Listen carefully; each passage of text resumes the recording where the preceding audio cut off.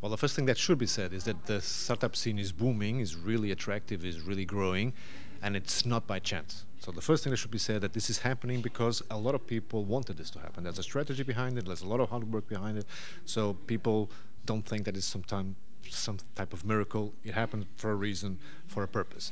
The second thing is that our role as a public institution on tourism is a bit like a facilitator that looks at the ecosystem and tries to find out if there are gaps in knowledge or resources, or if there are obstacles along the way and that don't allow entrepreneurs to see their dream come true as easily as they should.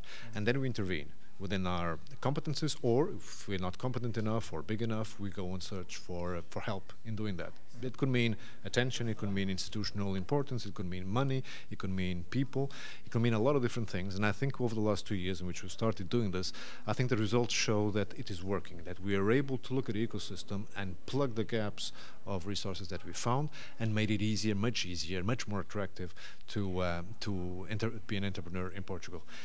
These days, after starting this, as I said, 2 years ago, about 40% of all startups in Portugal are directly or indirectly related to tourism. That's 2.5 times our GDP weighing, so we are way above represented.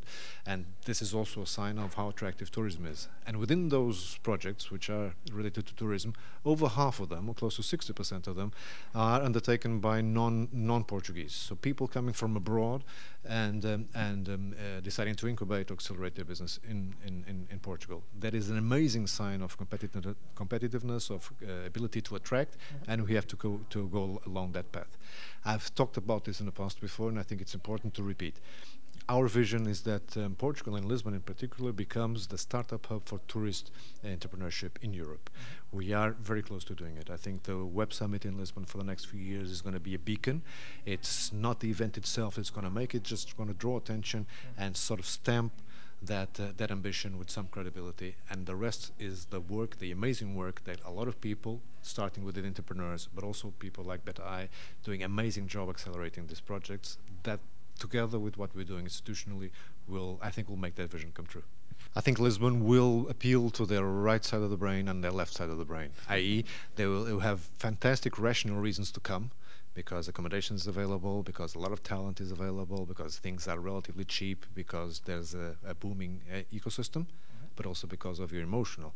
The things that you feel in Lisbon, the freedom to create, the ability to connect to a lot of people, the human warmth you'll feel, also the fact that you have surfing and other type of very leisurely activities 10 minutes away from any of your offices, that together provides a package that I think no other city in Europe, I dare to say probably no other city in the world, can provide.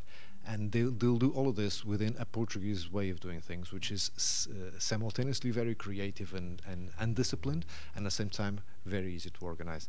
So I cannot explain this any more than this. Come to Lisbon, come to Portugal and see for yourself.